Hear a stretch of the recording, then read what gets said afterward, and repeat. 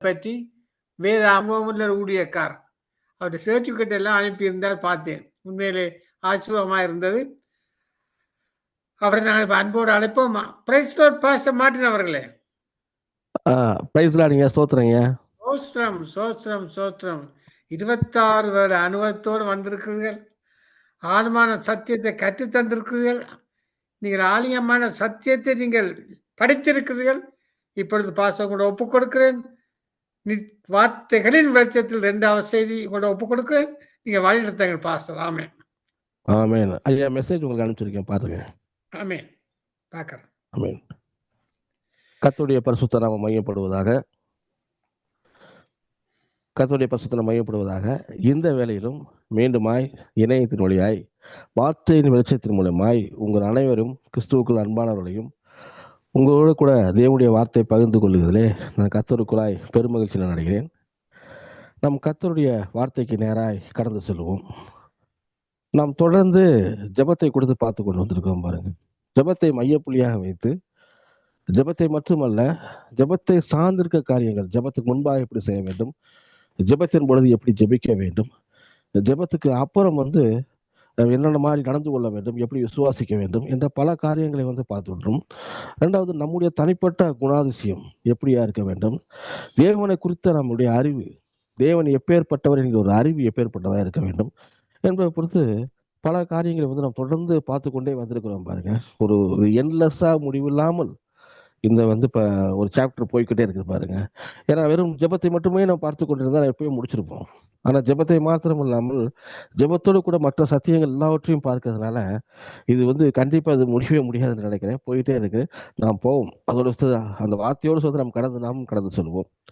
இன்னைக்கு நாம் எதை பார்க்குறோம் அப்படின்னா, 1 தெசலோனிக்கேயர் 5வது அதிகாரத்துல 16வது 18வது வசனங்களுக்கு பார்ப்போம். ஏற்கனவே பார்த்தோம் பாருங்க கடந்த வாரத்துல. அதோடைய தொடர்ச்சியை பார்ப்போம் பாருங்க.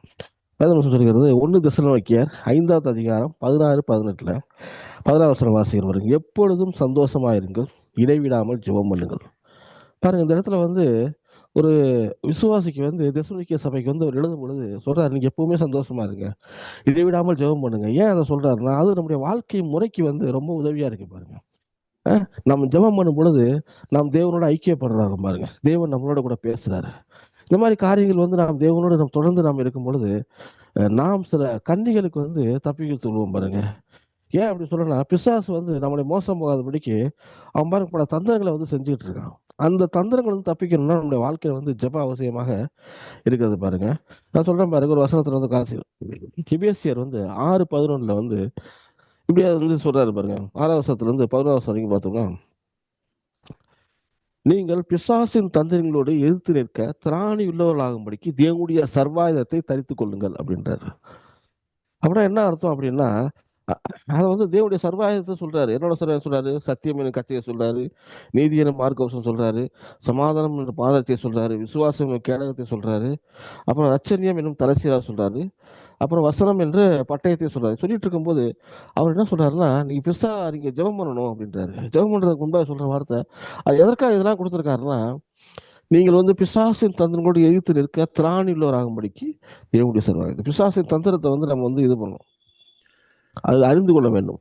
பிசாசின் தந்திரம் பாருங்க, நம்ம என்ன நினைக்கிறோம்னா, ஒரு பெரிய பாவம் செஞ்சு வச்சிருவான், நம்மளை ஒரு கொலை செய்ய வச்சிருவான், வச்சிருவான், தவறான வாழ்க்கைக்குள்ள நடத்திடுவான், அப்படிதான் நம்ம நினைச்சிட்டு இருக்கோம் பாருங்க. ஆனா சில நோபல் காசுக்காகவும் சில உண்மையான ரீதிக்காகவும் பிசாசு தந்திரங்கள் பண்ணுவோம், ஒரு ஷார்ட்கட் எடுக்க வைப்பான்.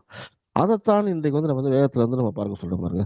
அப்ப பிசாசுடைய தந்திரங்களை நம்ம தெரிஞ்சிருக்கணும்னா, அது நான் வேத வசனத்தை எந்த அளவு படிக்கிறோமோ, தேவனோடு கூட எப்படி நேரம் செலவழிக்கிறோமோ, எப்படி நம்ம தேவனுடைய ஜெபத்திலே இன்னும் ஆழமாய் கர்த்தருடைய சமூகத்தில் இருக்கும் பொழுது நான் அதோடைய அந்த கண்ணிகள் அந்த நம்ம வச்சிருக்க அந்த டிராப்ஸ், அந்த கண்ணி நமக்கு தெரிய ஆரம்பிக்கும் பாருங்க. இதான் 2 கொரிந்தியர் 2வது அதிகாரம் 11வது வசனம் சொல்லுகிறது, சாத்தானாலே நான் மோசம் போகாதபடிக்கு அப்படி செய்தேன், அவனுடைய தந்திரங்கள் நமக்கு தெரியாதவைகள் அல்லவே அப்படின்னு. அப்ப என்ன அர்த்தம் அப்படி சொல்ற வர்றாருன்னா, 2 கொரிந்தியர்கள் நிருபத்துல பவுல் சொல்றா, சாத்தானுடைய தந்திரங்களை ஒவ்வொருத்தரும் தெரிந்து வைத்துக் கொள்ள வேண்டும் அப்படின்றாரு பாருங்க. அது ஒரு மிக ஒரு மேல அனுபவம் பாருங்க. நிறைய பேர் நம்ம ஒரு பெரிய பாவம் செய்ய சொல்லணும், செய்ய மாட்டோம். ஆனா சின்ன சின்ன தப்ப அவ நம்ம என்ன நினைக்கிறோம்னா, இது ஒரு பெரிய ஒரு நார்மலைஸ்டான ஒரு விஷயம் அப்படின்னு சொல்லிட்டு அது நம்ம வந்து பாருங்க பிசாசு தெளிவா வந்து வழி நடத்துவான் பாருங்க. எப்படி வழி நடத்தும் அப்படின்னு சொன்னோம்னா, அவங்கள ஒரு பெரிய பாவம் செய்யாம நீங்க ஒரு ஊருக்கு வழி கட்டுறீங்க அப்படின்னா, நீங்க நார்த் சைடு போறதுக்கு போல சவுத் சைட காமிச்சிருவான். அவ்வளவுதான், சிம்பிள் தான் பண்றது. நீங்க சவுத் சைடுல போனதுக்கு அப்புறம் தான் உங்களுக்கு தெரியும். தெற்கு பக்கம் போனதுக்கு அப்புறம் தெரியும், அடடா நம்ம போக வேண்டிய தூரம் நார்த் பக்கமாச்சே, நீ தெரியாம டைரக்டா திருப்பி விட்டானே அப்படின்ட்டு.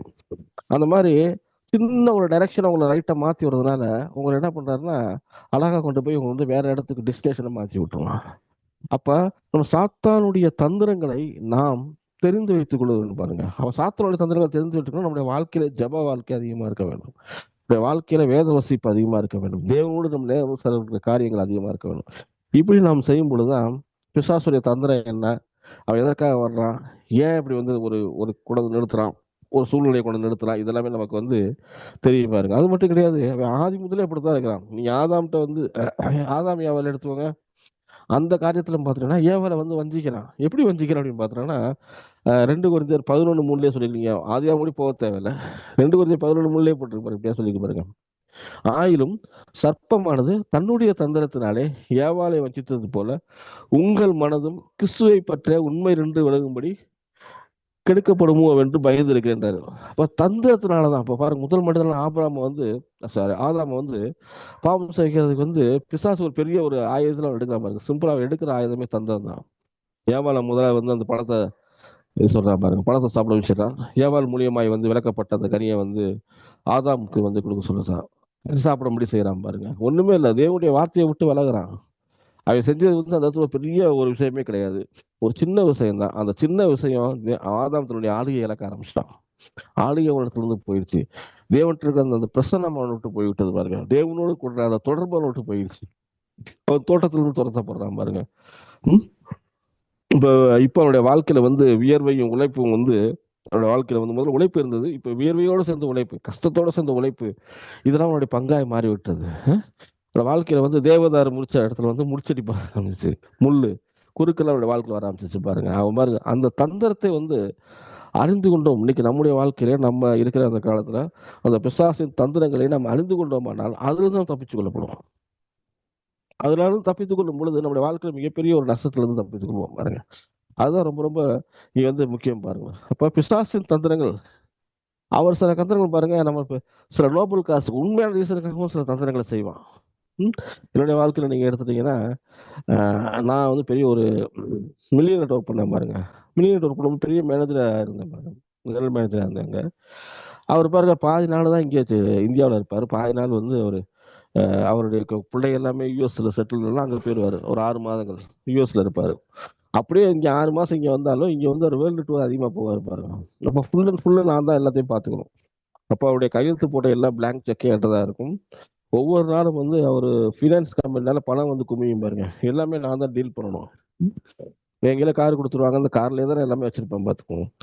அதில் பார்த்துட்டீங்கன்னா பெரிய பெரிய கான்ட்ராக்ட்ல நான் தான் சைன் பண்ணணும் பண்ணும் பொழுது நீங்கள் ப்ரெஷர் கொடுப்பாங்க கீழே இருந்து. நம்மகிட்ட வேலை செய்கிற ஆட்கள், நம்முடைய சபார்டினேட்ஸ் எல்லாருமே வந்து, சார் கொட்டேஷன் வந்து ஜாஸ்தியாக வாங்க, ஒரு கமிஷன் வைங்க அப்படின்வாங்க. அந்த பக்கம் அவங்களும் வந்து என்ன சொல்லுவாங்கன்னா, நான் உங்களுக்கு கமிஷன் தர்றோம் அந்த மாதிரி சொல்லுவாங்க பாருங்க. நம்ம என்ன நினைக்கிறோம் அப்படின்னா, இது வந்து இதெல்லாம் வாங்கிட்டு இதெல்லாம் தேவனுடைய ஆசீர்வாதம் சொல்லிடக்கூடாது. அந்த ப்ரெஷரை வந்து நம்ம வந்து கொஞ்சம் இது பண்ண பாருங்க. நான் கண்டிப்பா வந்து சொல்றேன், கமிஷன் கொடுத்தா அப்படி குறைச்சு கொடுங்கன்னு தான் சொல்லுவேன் நான். கொட்டேஷன்ல குறைச்சு கொடுத்துட்டு எனக்கு எவ்வளவு கமிஷன் கொடுக்குறேன்னு ஆசைப்படுறேன். ஏதாவது கொட்டேஷன்ல குறைச்சு கொடுத்துட்டு அடுத்த தாடுற உங்களுக்கே வரும் அப்படின்ற மாதிரி இருக்கும். அந்த பண விஷயத்துல அவ்வளவு உண்மையாக இருக்கணும்னு சொல்லியாச்சு. இதனால கீழே இருக்கிறவங்களும் திட்டுவாங்க, சார் நீங்களும் வாங்க மாட்டேன்றீங்க, எங்களையும் வந்து வாங்க விட மாட்டேன்றீங்க, எங்களுக்கும் கொடுக்க மாட்டேன்றீங்கன்னு சொல்லி. இதுக்கு முன்னாடி இருந்தவங்களாம் எவ்வளவு சம்பாரிச்சாங்க தெரியுமா அப்படின்னு சொல்லி அவங்க ரொம்ப வந்து இது பண்ணுவாங்க பாருங்க. நாம் வந்து இந்த இடத்துல வந்து ஒரு ஒரு ஓனர் தான் ஊர்ல இல்லையாச்சே, ஒரு சைன் போட்டு என்ன ஆயிட போகுது, நம்ம சொல்ற வார்த்தையெல்லாம் அவர் நம்புறாராச்சே அப்படின்னு சொல்ல. நான் பொதுவாக ஆடிட்டர் வேற பாருங்க, ஆடிட்டிங் நல்லா பார்ப்பேன் பாருங்க. அதனால ஈஸியா வந்து நான் செய்யற தப்பை என்னால் எவ்வளவோ மறைக்க முடியும், உங்களால் கண்டுபிடிக்கவே முடியாது. அந்த அளவுக்கு இதை பண்ண முடியும். ஆனா வேகத்துல வந்து பாருங்க, வேதம் சொல்றது கொஞ்சத்திலே உண்மையில் பாருங்க. நாம் தேவனுக்கு காண்பிக்கிற உண்மை அந்த தந்திரத்தை வந்து இது பண்ணணும் பாருங்க. நம்ம இங்க சில விஷயங்கள்ல வந்து பாத்துட்டீங்கன்னா அந்த பணம் வந்து கரெக்டா வந்து சேரும், நமக்குன்னே வரும். அது கரெக்டா என்னுடைய பணம் இல்லை, அது என்னுடைய மெட்டீரியல். அது அதை வந்து எங்க சேர்க்கணுமோ அங்க போய் சேர்க்கணும். நான் வந்து அதை எடுத்துக்கிட்டு ஆசீர்வாதம் தானே அப்படின்னு நினைச்சோம் அப்படின்னா அது ஒரு தந்திரத்துல மாட்டிடும் பாருங்க. அப்ப என்னுடைய ஆசீர்வாதம் அந்த இடத்துலயே முடிந்து போய்விடும். அதற்கு மேல அடுத்த ஸ்டெப்புக்கு வந்து நம்ம போகவே முடியாது பாருங்க. நான் எனக்கு வந்து நித்திய வரைக்கும் ஒரு தரிசனம் உள்ளதுனால நான் கண்டிப்பா அதெல்லாம் அக்செப்ட் பண்ணவே மாட்டேன் பாருங்க. அது மட்டும் கிடையாது. நான் ஒரு சபைக்கு போயிருந்தேன் பாருங்க. சபையில வந்து நல்ல ஆசீர்வாதத்த பத்தி பேசுவாங்க. அது நல்லதுதான். நல்ல உபதேசம் தான். நல்ல போதகர் தான். அருமையா பேசுவாங்க. அதெல்லாம் ஆவிக்குரிய வாழ்க்கையில எனக்கு ரொம்ப உதவியா இருந்தது பாருங்க. ஆனா அந்த சபையில பணத்த குறித்து அதிகமா பேசும்பொழுது, அந்த ஆசீர்வாதத்த குறித்து பேசும்பொழுது, ஜனங்கள் வந்து என்ன பண்றாங்க அப்படின்னா, அத வந்து ஒரு தப்பான ரீதியில எடுத்துக்கிறாங்க. அவங்க என்ன பண்றாங்கன்னா, விசுவாசிகளுக்குள்ளேயே போட்டி மனப்பான்மை உண்டாயிருச்சு பாருங்க. என்ன சொல்றாங்கன்னா, நீங்க விசுவாசிகள போட்டி வரப்படும். ஒருத்தர் பிசினஸ் பண்ணாங்கன்னா, இன்னொரு விசுவாசி அதே பிசினஸ் அவருக்கு எதிராவே ஆரம்பிப்பாரு. சில பேர் கள்ளத்தராசு பிடிப்பாங்க. அவங்க என்ன சொல்றாங்கன்னா, "பணம் நமக்கு நெறைய வருது பிரதர். நம்ம ஊழியத்துக்கு நெறைய குடுக்கலாம். நம்ம இது பண்ணுவோம்னா" எந்த வகையில வருது? அது ரொம்ப முக்கியம் இல்ல. இன்னொரு விசுவாசிய கண்ணீர் வடிக்க விட்டு நீங்க ஆரம்பிச்சீங்கன்னா என்ன அர்த்தம்? அவருக்கு தொந்தரவு பண்ணி நீங்க இது பண்ணீங்கன்னா என்ன அர்த்தம் அது? உங்களுக்கு தேவனிடத்துல கேளுங்க. கர்த்தர் உங்களுக்கு என்ன பிசினஸ் ஆரம்பிக்க சொன்னாலும் சொல்லுங்க. ஒருவேளை ஒரே பிசினஸா இருந்தாலும் உங்கள வேற ட்ரெண்ட்ல கர்த்தர் வந்து வழிநடத்துவாரு. அ அதே இத ஆரம்பிச்சு அப்புறம் வந்து பார்த்தீங்கன்னா, சபையில ஒரு போட்டி மனப்பான்மை. யார் பெரிய கார்ல வர்றா? யார் பெரிய ஆளு? அப்படிங்கிற ஒரு இந்த மாரி ஒரு சூழ்நிலைகளுக்கு மத்தியில நான் கடந்து வந்தேன் பாருங்க. இதெல்லாம் பார்க்கும் பொழுது தான் அது நம்முடைய அந்த அந்த கண்ணிய வந்து அறிஞ்சுக்கலாம். இது வந்து பின்னாடி பிரச்சனையாகி நான் வந்து கொஞ்ச நாள் சபையில 15 வருடங்கள் சபையில இருந்தேன் பாருங்க. 15 வருடம் கழிச்சு இவங்க வந்து தான் செய்றது தப்பு ரியலைஸ் ஆகி அதுலருந்து வெளிய வர்றதுக்குள்ள பல மனக்கசப்புகள் உண்டாயிருது. அந்த இடத்துல சில பேர் பின்வாங்கியே போயிடுறாங்க சில விசுவாசிகள். அப்ப நான் வந்து பிசாசின் கண்ணிய வந்து கண்டிப்பா வந்து புரிஞ்சு வச்சுக்கணும். கர்த்தர் நமக்கு என்ன சொன்னாரோ, எந்த ட்ராக்ல போ சொன்னாரோ, ஒருவேளை ஒரு தாழ்மையான ட்ராக்கா இருக்கலாம். ஒருவேளை ஒரு சின்ன வேலையா இருக்கலாம். சின்ன பிசினஸா இருக்கலாம். கர்த்தர் வந்து சொன்னாரு. அவர் ஆசீர்வதிக்கிறது அவருடைய பகுதி. அந்த அத வந்து நம்ம எடுத்துக்கக்கூடாது. அவருக்கு வந்து ஷார்ட் கட்ட வந்து குடுக்கக்கூடாது பாருங்க. ஷார்ட் கட்லாம் வந்து கர்த்தர் விரும்ப மாட்டாரு பாருங்க. கர்த்தர் வந்து அவருக்கு தெரியும். அவருக்கு நம்ம ஒப்பு கொடுத்து, நாம அத செய்யும் பொழுது, வேலை செய்ற இடத்துலயோ, அல்லது ஊழியம் பண்ற இடத்துலயோ நம்ம செய்யும் பொழுது, அது வந்து என்ன ஆயிரும்னா, அது ஒரு ஆசீர்வாதமாக அமைஞ்சிரும் பாருங்க. அதே மாரி தான் சபையிலயும் சரி, சில ஊழியக்காரர்கள், உள்ள அசிஸ்டன்ட்ஸ்லாம் நீங்க பார்த்துட்டீங்கன்னா, கொஞ்ச நாள் சபையில வேலை பார்ப்பாங்க. 2 பேத்துக்கு ஒரு சில மனக்கசப்பு வந்தோனே சபைய பிரிச்சு இவரு கொண்டு போயிருவாரு பாருங்க. சபைய பிரிச்சு கொண்டு போயிருவாரு. அதனால வந்து அந்த ஊழியக்காரருடைய அந்த மனது எவ்வளவு கஷ்டப்படும். அவருடைய எவ்வளவு அந்த ஒவ்வொரு ஆத்துமாவுக்காகவும் எவ்வளவு தூரம் வந்து இருந்திருப்பாருன்னா, நானும் சபைய இழந்தனால தான் சொல்றேன் நானு. அப்படின்ற மாரி அவங்க புரிந்து கொள்ள மாட்டாங்க பாரு. அத கொண்டு போய் இவங்க வச்சுட்டு இவங்க நடத்துனாங்கன்னா, அது பெரிய அது ஒரு ஆசீர்வாதம்னு சொல்லி எப்படி சொல்றாங்கன்னு எனக்கு ஒண்ணும் புரியல. இப்ப அது வந்து ஆசீர்வாதத்த கொண்டு வராது பாருங்க. அது வந்து நீங்க வந்து தேவனை லிமிட் செய்றீர்கள். தேவனை வந்து மட்டுப்படுத்துறீர்கள். தேவன வந்து ஒரு ஒரு ஒரு "இது போதும் ஆண்டவரே" அப்படின்ற மாரி உங்கள பெரிய லெவல்ல ஆசீர்வதிக்க நெனச்சா கூட, "எனக்கு இது போதும் ஆண்டவரே. எனக்கு இந்த லிமிட் போதும். எனக்கு இந்த கமிஷன் போதும். எனக்கு இந்த சபையில் இந்த அளவுல ஆத்துமா போதும். எனக்கு வந்து இந்த சின்ன பிசினஸ் போதும். நான் இவரோட போட்டி போட்டுட்டு இருந்தா போதும்ன்னு" சொல்லிட்டு தேவனை வந்து நீங்க என்ன பண்றீங்கன்னா, உங்கள ஆசீர்வதிக்கிற தேவன வந்து லிமிட் பண்ணிடுறீங்க. உங்க ஆசீர்வாதம் அதோடு நின்று போய்விடும். இன்னும் இன்னும் குறைவுபட தொடங்கிரும் பாருங்க. அப்ப பிசாசின் தந்திரங்களுக்கு நம்ம இடம் கொடுக்கக்கூடாது. ஒரு விசுவாசி வந்து சகலத்தையும் நீதிமன்றம் பண்றாரு. நிதானித்து அறிகிற மாரி இருக்கணும் பாருங்க. நிதானித்து ஆராய்ஞ்சு அறிந்து இது தேவ சுத்தமா, இது பிசாசு கொண்டு வந்த தந்திரமா சொல்லி பார்க்கணும்.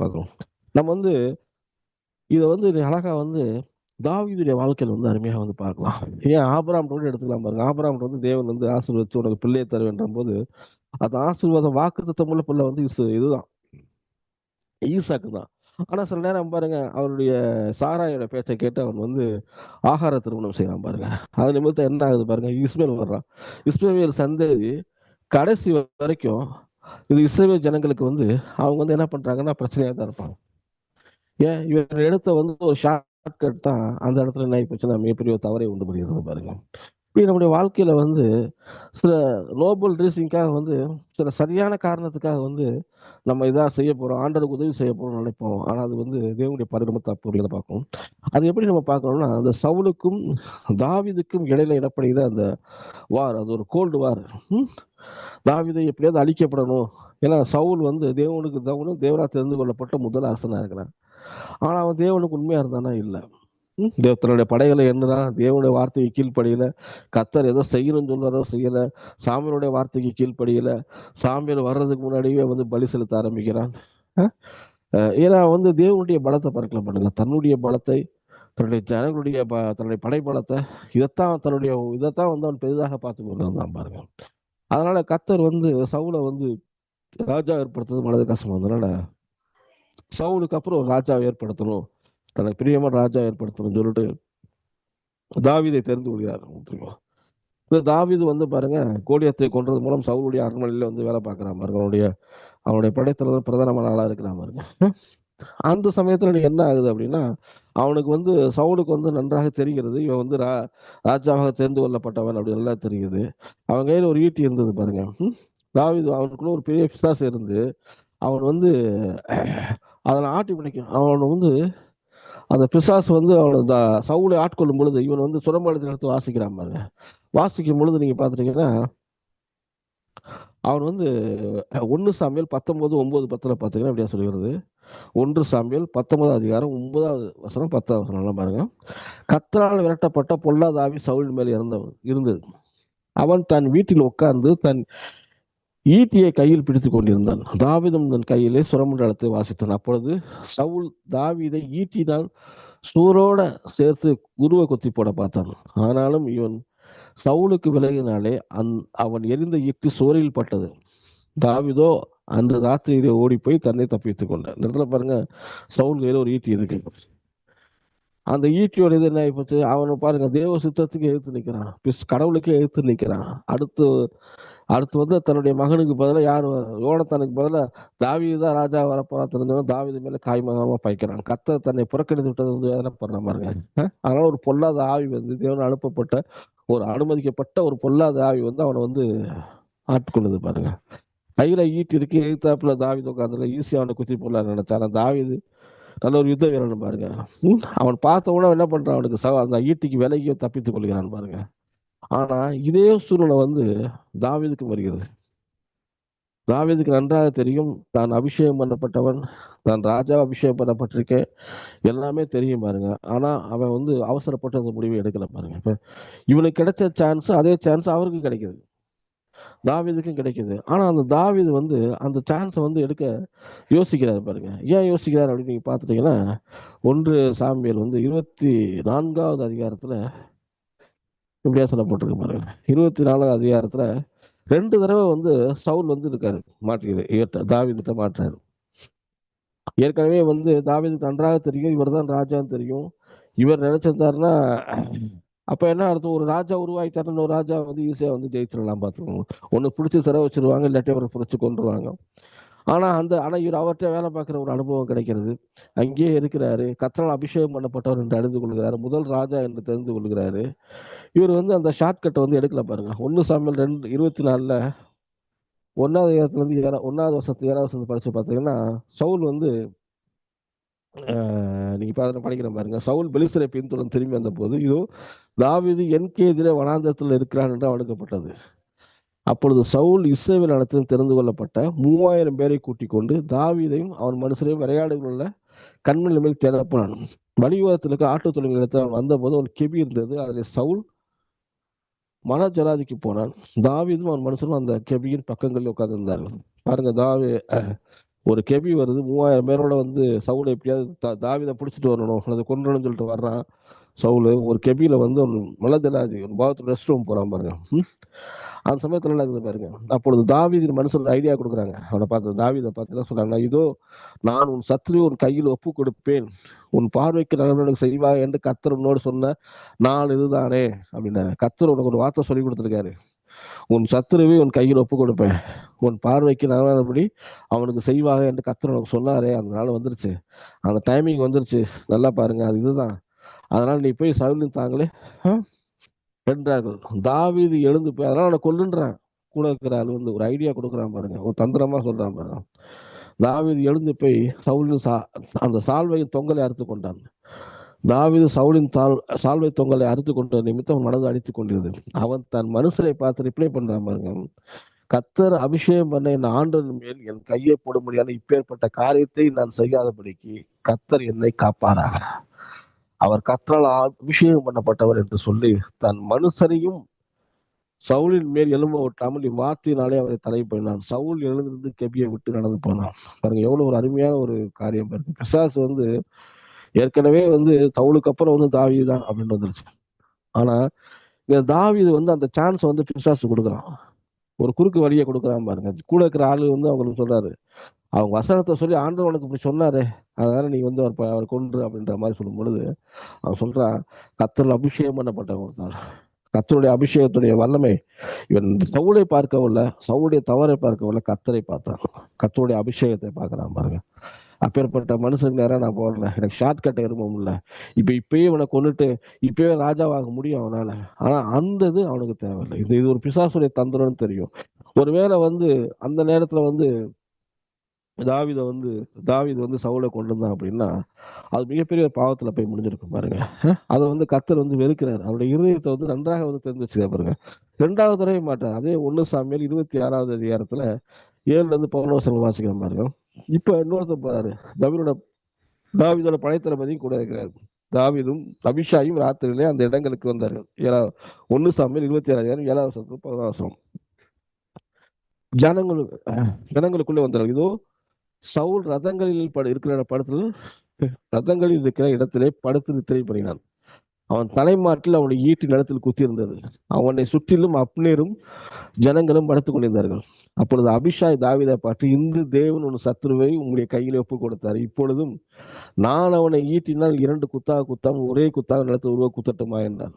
தாவீது அபிஷேகை பார்த்து, அவரை கொல்லாதே, கர்த்தர் அபிஷேகம் அளித்தர் மேல் தன் கையை போட்டு குற்றமில்லாமல் போகிறான் என்று சொன்னான். பின்னும் தாவீது கர்த்தரை அவர் அடித்து அவருடைய காலம் அவர் மதித்து அல்லது அவர் யுத்தத்துக்கு போய் மாண்டாவளியா, நான் என் கையை கர்த்தர் அபிஷேகம் பண்ணத்துடன் போடாதபடி கர்த்தர் என்னை காக்க கடவர் என்று கர்த்தருடைய ஜீவனை கொண்டு சொல்றேன். இப்பொழுது அவர் தலைமாற்று ஈட்டையும் தண்ணீர் சமயம் எடுத்துக்கொண்டு போகின்றான். 2வது ஒரு சான்ஸ் சவுல் கையில ஈட்டி இருந்துச்சு.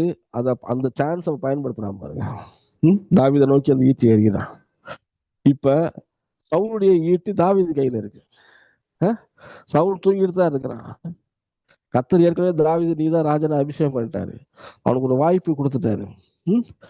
அவனை தேர்ந்தெடுத்துக்கிட்டார். ஜனங்கள் மேல் இஸ்ரவேல் ராஜா அபிஷேகம் பண்ணாரு. ஏன் அபிஷேகம் பண்ணாருன்னா தாவீதுடைய இருதயம் எப்படி தேவனுடைய இருதயத்துக்கு க்ளோஸா இருக்குன்னு பாருங்க. இந்த இடத்துல கர்த்தர் மேல வச்சுக்கிற மரியாதை பாருங்க. அதனால சவுலுக்கு இறக்கம் பண்றான் பாருங்க. அவன் நினைச்சிருந்தா 2வது முறையும் கொண்டிருக்க முடியும். அதே ஈட்டி தான், அங்க உள்ள ஈட்டி பேர் கையில வந்துருச்சு. ஆனா கொரோனா பாருங்க சொல்றாரு, அவருடைய நாள் வரட்டும், அவருடைய காலம் அவர் மறித்து அவர் யுத்தத்துக்கு போய் மாறட்டும். அது வரைக்கும் ராஜாவா இல்லாட்டியும் பரவாயில்ல, எனக்குள்ள ஆண்டவர் ராஜாவா இருக்கிறாரு. நான் ஒருவேளை காடுகளையா மணலையோ ஓடுறாலும் பரவாயில்ல, நான் இந்த சான்ஸ் எடுத்துக்க மாட்டேன். எப்பேற்பட்ட இருதயம் பாருங்க. இதான் பிசாசு பாருங்க, அழகா தந்திரம் பண்ணுவான். உங்க ஒரு நோபல் காஸ்டால இது என்ன இருக்கு, கர்த்தர் சொல்லிட்டாரு செஞ்சுட்டு போ, ஷார்ட்கட் எடுக்கிற என்ன தப்பு இருக்கு? நாளைக்கு ஒரு ஆசீர்வாதம் உள்ள ஆள் வெளியே சொல்லிக்கலாமே, ராஜான்னு வெளியே சொல்லியிருக்கலாமே. அப்படிலாம் இல்லை. அந்த சான்ஸை அவர் கொடுக்கல பாருங்க. பிசாசுக்கு கொடுக்கவே இல்லை. ஏன் அப்படின்னா தேவனை குறிச்ச எந்த அளவுக்கு நெருங்கி பழகிறாலும் தேவனை குறிச்ச ஒரு அறிவு அவனுக்கு அதிகமா இருந்தது பாருங்க. தேவன் எப்படிய அந்த க்ளோஸ் டு ஹார்ட். அதனாலதான் கர்த்தருடைய இருதயத்துக்கு ஏற்றவன். தாவீது இருதயத்துக்கு ஏற்றவன் சொன்னாருன்னா அது காரணம் இதுதான். அது தாவீது தன்னுடைய நீதி நிமித்தம் கிடையாது, தேவனை குறிச்ச அறிவி நிமித்தம். அதனால வச்சுக்கோங்க, தாவீது ரொம்ப யோக்கியமா இருந்தாரு, ரொம்ப பர்ஃபெக்டா இருந்தாரு, அதனாலதான் அப்படிலாம் செய்யற அப்படின்றது கிடையாது. தேவனை குறிச்ச ஒரு அறிவு, கர்த்தரோட அபிஷேகம் பண்ணப்பட்ட வேல்யூ ஆஃப் த அனாயிட்டிங் அது தாவீதுக்கு நன்றாக தெரிந்தது பாருங்க. அவர் நன்றாக சொல்றது, ஒரு மனுஷனை நான் கொள்ளக்கூடாது, அது தேவன் கையில கொடுத்துருவோம். அவனுடைய காலம் அவரை கர்த்தர் அவன் எப்போ கர்த்தர்ட்ட போறான் பார்த்துக்கொண்டார். சொல்றேன், சவுல் தாவீது கையில சாகல. சவுல் தன்னைத்தானே என்ன பண்ணாரு, தற்கொலை செய்து கொள்கிறாரு பாருங்க.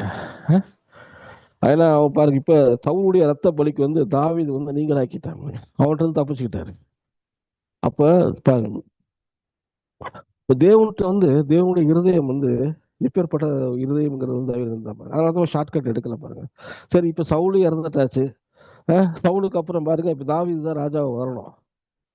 இப்போ என்ன பண்ணணும்னா இவன் போய் பொசிஷனை எடுத்துக்கலாம். அப்போ என்ன சொல்றாரு பாருங்க, 2 சாமுவேல்ல பார்த்தீங்கன்னா 2வது அதிகாரத்துல நான் வாசிக்கிறேன் பாருங்க. 2 சாமுவேல் 1ல இருந்து 4 வரைக்கும். பின்பும் தாவீது கர்த்தருக்கு நான் யூதாவின் பட்டணங்கள் போய் ஒன்று இருக்கலாமா என்று விசாரித்தான். அதற்கு கர்த்தர் போ என்றார். எவ்விடத்துக்கு போகலாம் என்று தாவீது கேட்டதற்கு அவர் எப்ரோனுக்கு போ என்றார். அப்படியே தாவீது தன் 2 மனைவியராகிய இஸ்ரவேல் ஊராகிய அகினாவோடும் நாபேலின் மனைவியா இருந்த கர்மேல் ஊராகிய அபிகாரிடம் இடத்துக்கு போனான். அன்றியும் தன்னோடு இந்த மனுஷரையும் அவர்கள் குடும்பங்களை கூட்டிக் கொண்டு போன அவர்கள் எப்ரோனில் சிற்றூரிலே குடியேறினார்கள். அப்பொழுது யூதாவின் மனுஷர் அங்கே தாவீதை யூதா வம்சத்தில் ராஜாவாக அபிஷேகம் பண்ணி வைத்தார்கள். அங்க பாருங்க, இப்போ எடுத்த உடனே இஸ்ரேல் ஜனத்துக்கு ராஜாவா போறான்னு கேட்கலாம். ஆண்டோட்ட உட்காந்து தேவ சமூகத்தை தாத்துறான். இப்ப சவுல் இல்லை, உயிரோடு இல்லை, அவனோட மகன் டெம்பரவரியா தன்னை ஒரு ராஜாவாக வந்து அறிவித்துக் கொண்டிருக்கிறாரு இஸ்போபேத் என்ற ஒரு மனுஷன். அது தாவீதுக்கு வந்து தாவீதுடைய பராக்கிரமத்தினால ஒண்ணுமே கிடையாது. ஒரே நிமிஷம் வந்து எனக்கு தான் ராஜாவை அபிஷேகம் பண்ணப்பட்டாரு, நான் தான் அபிஷேகம் பண்றேன், சவுலுக்கு அப்புறம் நான் தான் போய் பொசிஷன் எடுத்துருக்க முடியும். ஆனா எடுக்காம என்ன பண்றாரு, ஒரே நேரத்தில் ஆண்டவரோட சமூகத்தில் உற்சவம் பண்றாரு. ஆண்டவர் நான் எங்க போகணும், யூதாவின் பட்டத்துல போய் குடியிருக்கலாம்னு எப்ரோன் போன்றாரு. அங்க எப்ரோன்ல வந்து அவனை ராஜாவாக அபிஷேகம் பண்றாரு பாருங்க. எப்ரோன்ல வந்து கிட்டத்தட்ட பார்த்துட்டீங்கன்னா ஒரு வந்து கிட்டத்தட்ட வந்து ஒரு 7 வருடம் 6 மாசம் கொண்டு இங்க இருந்தா சொல்லி போட்டு, அதாவது 7 வருடமும் 6 மாதமும் அங்க அந்த எபிரோனை வந்து யூதா தேசம் வந்து ஆட்சி பண்றாரு. ஏன்னா இஸ்ரவேல் ஜனங்கிறது பெருசு, யூதா ஜனங்கள் வந்து சிறியர் கோத்திரம்.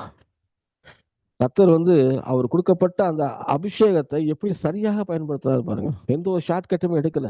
ஏன்னா பிசாசுடைய தந்திரத்தை எடுத்தாருன்னா மாட்டிக்குவாரு. ஏன்னா அவ்வளவு பெரிய ஜனங்களை வந்து அவர் வந்து ஒரு சாதாரண ஒரு ஆடு மேய்ப்பரா இருந்தவர் பாருங்க. அப்புறம் யுத்தம் தான் மாறுறாரு. ஆனா ராஜாங்கிற பொசிஷன் வந்து மேனேஜ்மெண்ட் கொஸ்டின் வரும் பாருங்க. எல்லாத்தையும் பார்க்கணும் அப்படின்னா கர்த்தர் என்ன சொல்றாரோ அந்த டைரக்ஷன்ல போகணும்னு ஆசைப்படுறான். அதனாலதான் எப்ரோனுக்கு போன்றார் ஆண்டவர். ஏன் அவர் நினைச்சிருந்தாலும் இஸ்ரவேலுக்கு போப்பா, அந்த இஸ்ரோவத்தை கொண்டுட்டு நீ போய் உட்காந்து பாப்பான்னு சொல்லியிருக்கலாம்.